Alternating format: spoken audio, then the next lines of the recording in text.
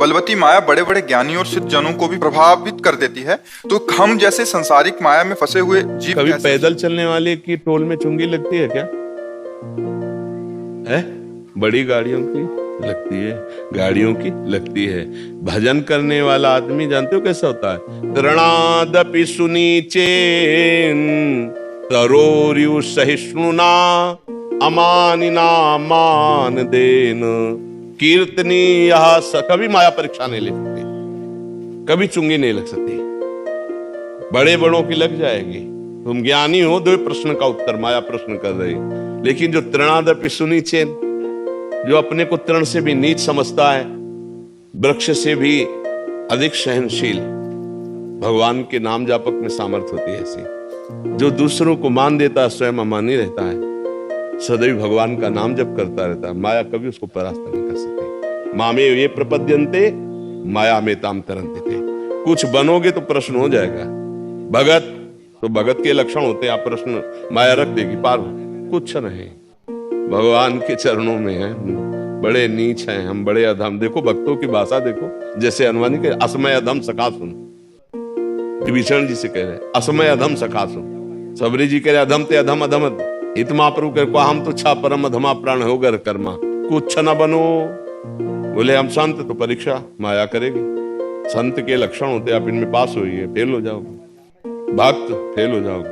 तृणादपि सुनीचेन, चैतन्य महाप्रभु कहते हैं तृण से भी नीच अपने को जो समझता है तो वो पार हो जाता है। जैसे आप कहते हैं ना कि फिर हम लोग किस गणना में, किसी गणना में नहीं, इसीलिए तो पार हो जाओगे। जो कोई उपाधि, कोई पद, कोई योग्यता, फिर प्रश्न आ जाएगा। कोई उपाधि, कोई पद, कोई योग्यता नहीं, तो कोई प्रश्न नहीं होगा, सीधे प्रभु के समीप पहुंच जाओगे।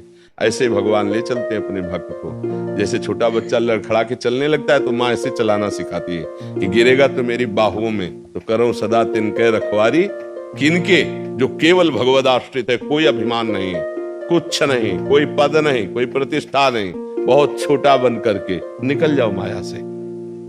दो ही माया से निकलते हैं, एक बहुत बड़ा, इतने बड़े बन जाओ कि सबको समेट लो अपने में। अहम ब्रह्मास्मि ज्ञान, वही ब्रह्म स्वरूप में तन्मय हो गया, कोई नहीं बचा। साफ चराचर जगत ब्रह्म में, सर्वम कल्मिदम ब्रह्म, और वो ब्रह्म मेरा स्वरूप, मेरी आत्मा, तब आत्मस्वरूप खत्म।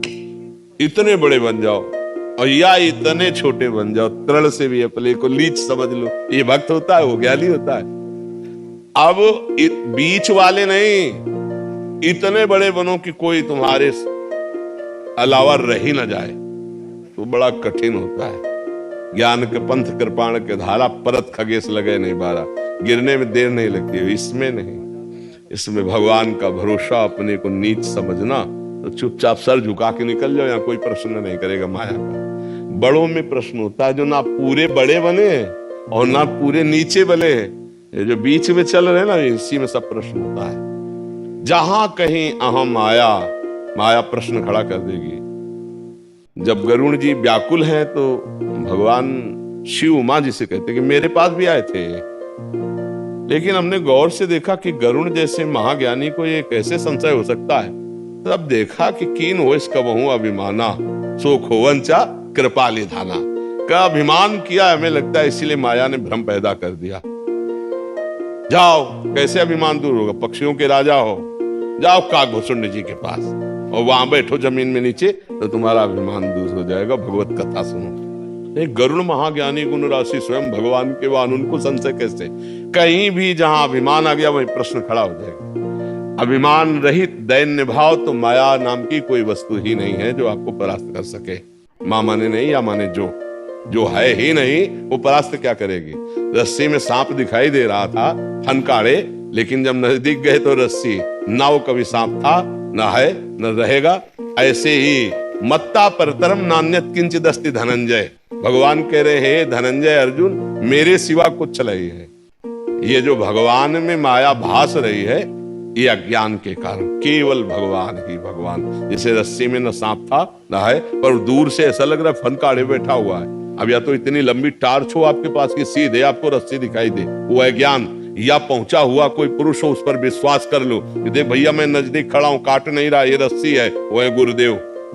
गुरुदेव के वचनों पर विश्वास कर लो, माया नाम की कोई वस्तु नहीं, केवल श्री कृष्ण ही श्री कृष्ण है। तो दैन्य हो जाओ और नाम जप करते हुए निकल जाओ।